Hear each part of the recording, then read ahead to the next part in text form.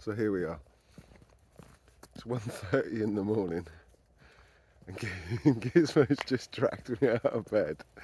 I tried to let him outside and he refused. So I had to put a jacket on him, get dressed, get out of bed and bring him for a walk, because when you've had a dog 10 years and when they're younger, yeah, if they want to go out in the night, you send them back to bed. They can hold it. But when they get to Gizmo's age, Gizmo, come here.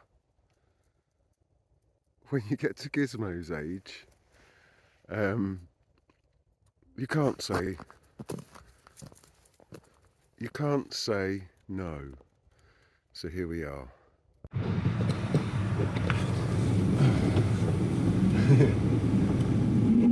I was about to start, but there's somebody coming down the drive. Craig's coming down the drive. Me and Gizmo are going for a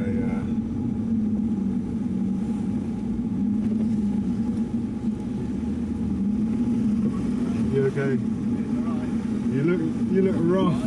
Yeah. Yeah. Right, as I was about to say, Gizmo and I are going on a bit of a mission before it all cracks off. There was a time when I used to absolutely love New Year's Eve. Let's get that out of the way.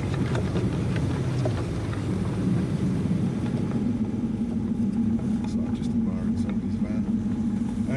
I used to love New Year's Eve. I used to love the whole hype to it. I worked I worked New Year's Eve for many years. Oh, okay. I know it's not me. Across many environments, from bars, nightclubs.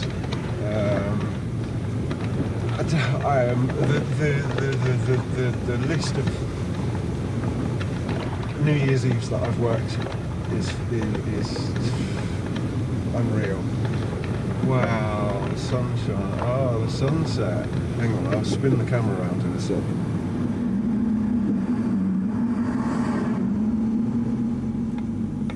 Just so you can see. Look. Maybe you need to see the sunset while I'm talking rather than me talking. Looks lovely. Anyway, we'll turn it back round and we'll continue. Hopefully you can see us. I'm so not good at this. Really. So, getting back to New Year's Eves. Over the last 3 or 4 years, this one here has got to a point where he gets in an absolute mess when there's fireworks. So Guy Fawkes, November time, and then again, I'm going to stop here and we're going to get a quick few little bits we need, Gizmo.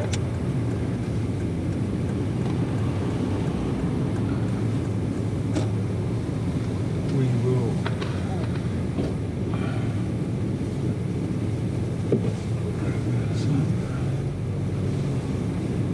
sit down, dude. I'll lift in and get some bits. And we'll carry on in another camera angle.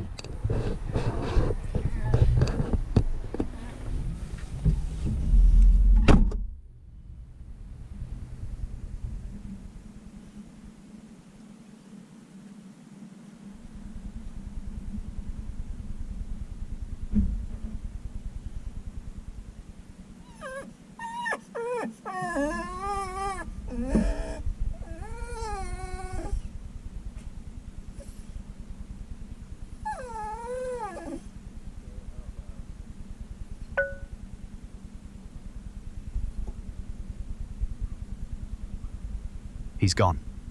Abandoned me. in a Beetle. I'm wearing turquoise, which is excellent, but still. It's been, what, 30 seconds? Could be 30 years. Time is meaningless now. There's a crumb on the seat. Not my crumb. Someone else's crumb. The betrayal. Wait, jacket's on. Jacket means outside. Outside means sniff drive. The lamppost. The football fields at sunset. That one specific patch of grass that smells like, well, like everything important. I'm a sophisticated animal. Nearly 11. I've seen things. Although this morning I did forget how to eat a treat. Just dropped it. Repeatedly. Not my finest hour. There's someone walking past. Should I scream? No, not yet. Give it another 20 seconds. The windscreen's got a smudge on it. Was that there before? It's all I can see now. Focus. Must focus on the shop door. He'll come through that door, probably. Unless he's gone to a different shop. Oh God, what if there's a better shop? No, stop it. We're a team. 10 years, 8 months, and I've lost count of the days. But we're a team. Someone's eating chips nearby. I can smell them. This is psychological warfare. Definitely screaming soon, though. It's been at least 2 minutes. That's a lifetime. I could have investigated 47 lampposts by now. Maybe I should have gone with him. But then, who would guard the Beetle? I'm a guard dog. Well, I'm a Whippet, but I'm doing my best. There's a spaniel 2 cars over, looking at me, judging me. I see you, spaniel. I see you. He knows I can't handle this. 5 minutes is my limit before I alert the entire car park. I'm a professional. I have standards. I don't just scream at any old passerby. Only the ones who look sympathetic. Oh God, is he buying a sandwich? Is he eating without me? The sandwich better be for sharing. I have opinions about sandwich distribution. It's definitely been 3 minutes now. 3 minutes and 47 seconds, or possibly 12 seconds. Hard to tell. This jacket is really quite comfortable though. Peak performance outerwear. Still, would be better if we were moving. The football fields are waiting. That patch of grass where the interesting thing happened last Tuesday. We need to investigate, for science. Stay calm, professional, dignified. I am not going to... Actually, I might scream a little bit, just a small scream, a dignified scream. Wait. Is that him? False alarm. Different human. Disappointing human. Right, that's it. 4 minutes, 4 minutes. Do you know what I could have achieved in 4 minutes? I could have... Oh, there he is. Played it cool. Barely even noticed he'd gone. Definitely didn't spend 4 minutes having an existential crisis in turquoise.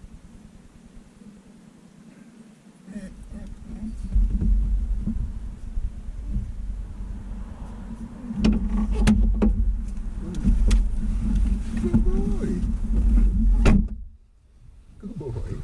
What are you moaning about? What are you moaning about? Huh? So we get to about 40 and then he calms down. So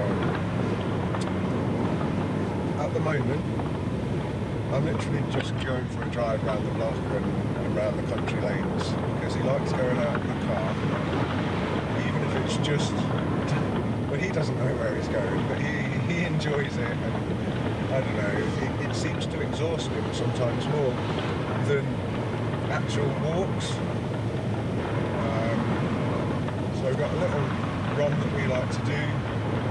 At the moment we're going through a little tiny village called Overseal, and this is where Tom Hartley is, the guy that sells the cars. We're literally going past now. I'd love to go in there and have a look. Many times we've driven past and seen supercars outside, and obviously his guests, and we've heard Mark McCann arriving when he had the rock box. A couple of times we heard him either arriving or leaving.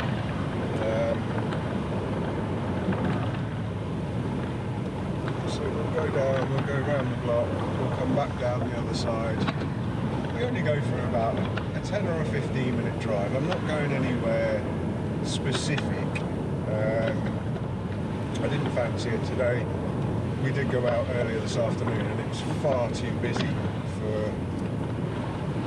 for me, and I just didn't want to interact with people today.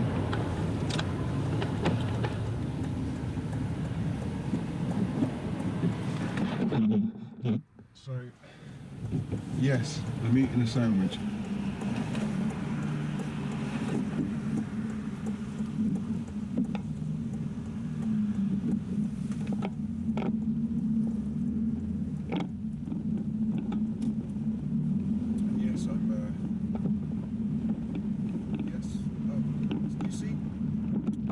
Sometimes you have a thought and you decide you're going to make a video about it. See, he's crashed down because it's got too cold. Yeah, you have a thought and you decide, right, I'm going to have a waffle about it. And you start recording, you have a plan, you know what you're going to do, and it goes to pot.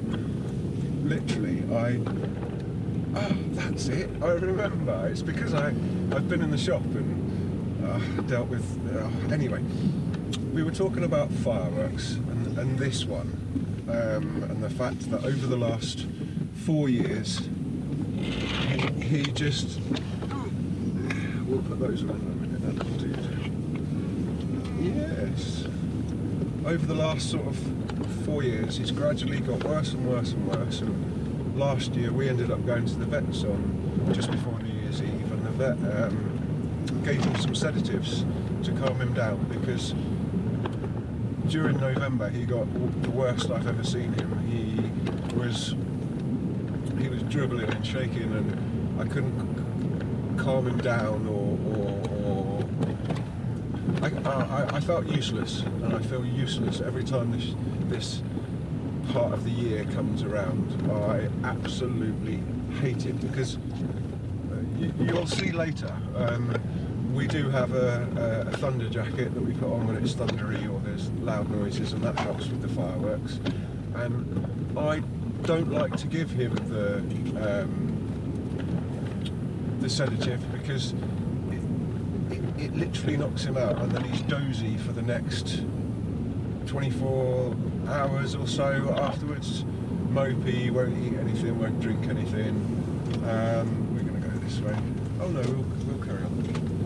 No, we're not stopping yet, dude. No, we haven't got there yet.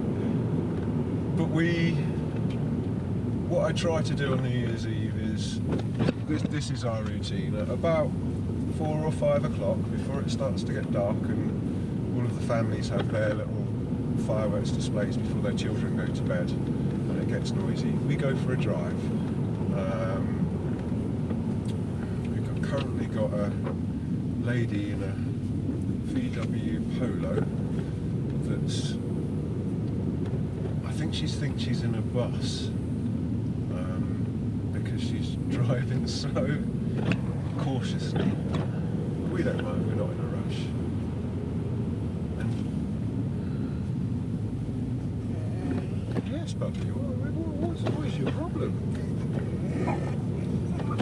Yeah, do you want to have a conversation? Is this your point where you want to talk? Huh? What? Hey, what have you smelt? Or where do you think you're going? Oh, Mr. Marty Money. I'm sure you'll be happy in a minute. So yeah, the fireworks. I do my dinner early, and then normally what I do is I set out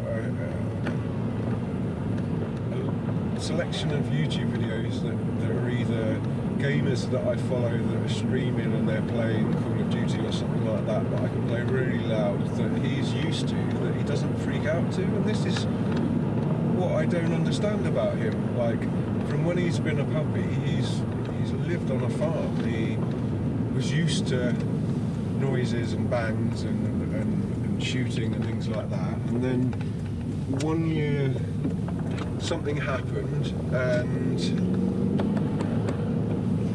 he changed, and gradually as he's got older, he'll be 11 in January. Well, I'll have had him 11 years in January. But as he's got older, he's just progressively got worse. He's not bad with, wow, the geese. He's not bad with planes or those types of noises, and he very rarely barks, which is a very strange thing for a dog. He doesn't bark when somebody knocks the door, or if he's in a house with a doorbell and the doorbell goes, he doesn't bark. But if he hears a noise that he doesn't know, he'll let a little bark out. So sometimes at night he might bark, and then he'll be like, "There's something going on. You need to be aware of." It might be a car outside, or a noise, or something that he feels like he needs to let me know.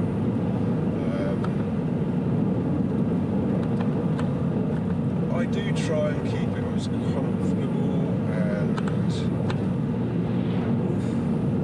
in a rush. I do try and keep him as comfortable as I can,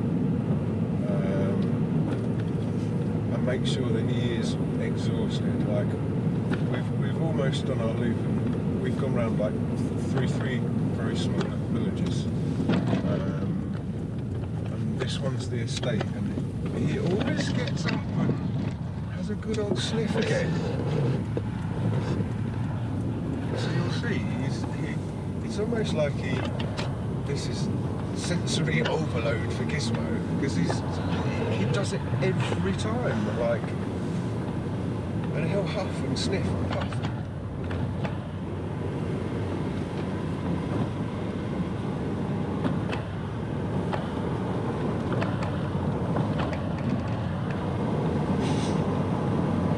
I don't know if you can hear the sniffs. I know that they've got incredible sense of smell, but does that degenerate as they get older, like we do? Our taste and our smell seems to go as we get older.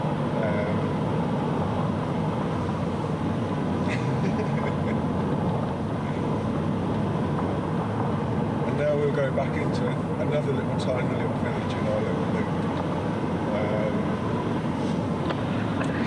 And I can guarantee you that he's going to sit back down and start moaning again, because I don't know if it's...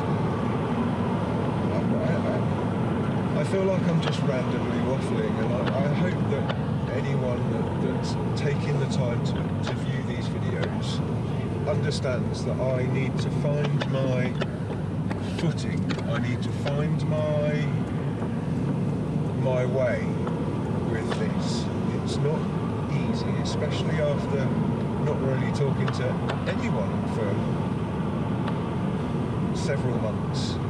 Not in this type of way where I'm trying to be open and sharing, and I used to work just over there. I worked for a security company looking after dogs when I wasn't very confident with interacting with humans, and when I just gained enough confidence in myself to try and get back into a routine.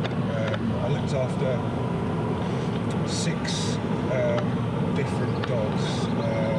They were two Belgian Malinois, a Dutch herder, 2 Alsatians, and the other one was a cross between an Alsatian and a Malinois, and they all had different jobs that they did for the security company. Some were defence dogs, and when I first started there, I was, oh, it's alright dude, well done, Mr. Car Surfer, standing up and surfing on the seat and swinging around the corners.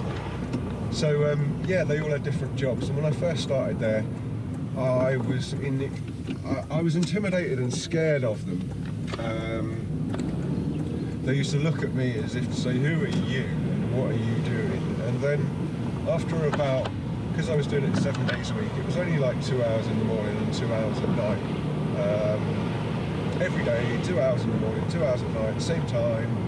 I learnt about raw feed diets and different types of exercise, but I also learned about these types of dogs. And once I understood them, and when they barked at me, or they lunged at me, or they looked like they were going to bite me, they warmed to me, and they started to love me, and they started to act like I was the best thing in their life. Whenever they saw my car, I'd drive past their cages, and I'd park my car, and they'd hear my car coming up the drive. I'm sure they would, and Gustav would start barking, and he's the German Shepherd, and then the two Belgian Malinois, as soon as they saw my car and me driving past and looking at them and smiling, they'd jump, and they could jump like to the tops of their cages. I've got a lot of videos of walking them and their interactions. There was one called, I thought his name was Loki, and I called him Loki for a long time, and that wasn't his name. But he was the Dutch herder, and he had one of those tough chew things that was his reward, so he took it everywhere. It was like his comfort thing. But he used to do circles, but when he saw me, he'd stop, and he used to snuggle into my leg and give me so much love when he saw me. Oh, nice driving. I really did enjoy that job. I enjoyed the walking and the exercise and the knowledge I gained, and the understanding of different types of dogs and how they work, and their training, and how they should be treated versus how they wanted to be treated when they weren't working.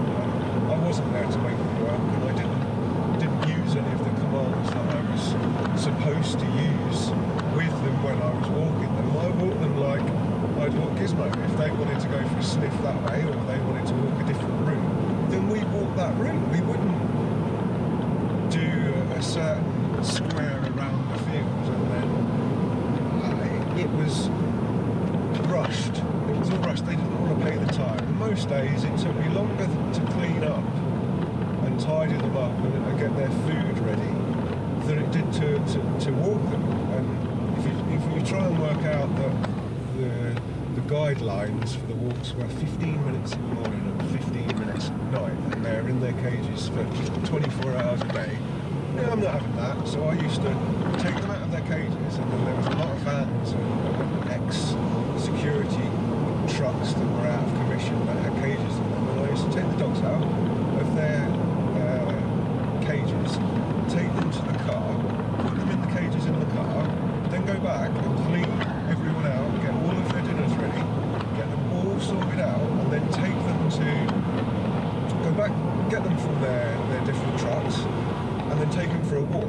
Sometimes that would be 15 minutes because I wouldn't have time, and then at other times that might be 20 minutes or 25 minutes one day for one dog, 20 minutes another day for another dog. Or I used to try and make sure that they all got extra, and if I didn't get paid for it, it wasn't about the money, it was about the dogs.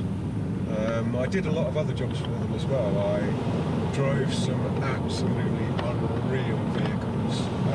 The family, or the owner, where the dogs were kept, had his home there, and his garage and his car collection, and I drove what was the favourite? It was a G-Wagon. Then I drove a converted Mercedes protection vehicle that cost him something like £300,000, and I had it, and I looked after some guests of Robbie Williams for when Robbie Williams played at Stoke-on-Trent for a concert a couple of years ago, three years ago. I had some amazing drives and I met some amazing people while I worked and did that job.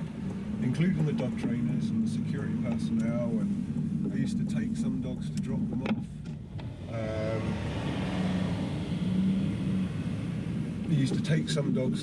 off. Right, we've arrived at our point of destination. I've still got half a sandwich to eat. Someone wants to.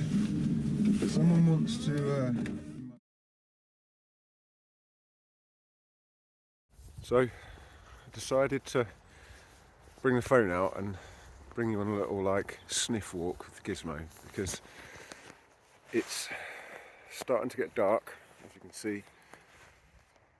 Sunset. I'll take a snapshot.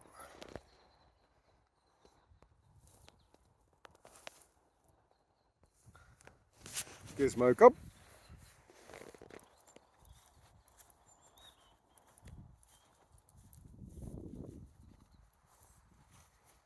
What do you want? On the street.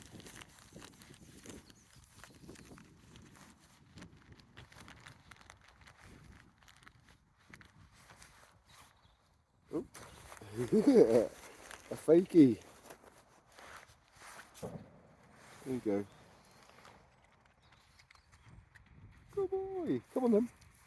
This way. Gizmo, come. So, there's some bangs going off, and I know that he's, the way that he's acting and walking, it's probably time to start heading home.